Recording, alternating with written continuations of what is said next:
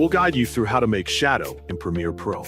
If you find this helpful, don't forget to like and subscribe. People search for this tutorial because many beginners want to learn how to use Adobe Premiere Pro for editing videos, but feel confused when starting.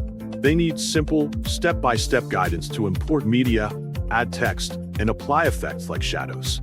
This tutorial helps them quickly understand basic editing skills and improve their video content quality. To begin using Adobe Premiere Pro, first click the Windows Start button on your computer screen. Next, type Adobe Premiere in the search bar, and when the application appears in the results, click Open to launch it. Once the program is open, click on New Project to start a fresh project. Enter a project name according to your preference so you can easily identify it later. After that, click Browse to select a location for saving your project files. Choose a folder where you want the project to be stored, then click Select Folder to confirm your choice.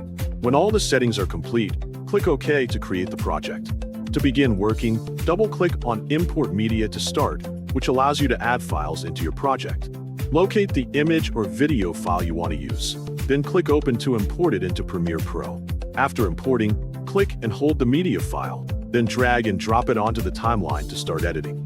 To add text, click and hold the cursor on the text tool icon, where two options will appear: Type Tool and Vertical Type Tool. For standard horizontal text, select the Type tool.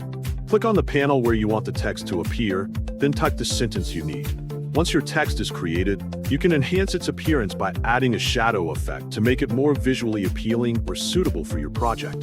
To do this, go to the Effect Controls panel and click on Text to access text settings. In the Appearance section, check the Shadow option to enable shadow adjustments. You can then modify the shadow opacity by sliding the control left or right to achieve the desired transparency. Next, drag the angle control to change the direction of the shadow. Finally, adjust the distance setting to make the shadow appear closer to or farther from the text.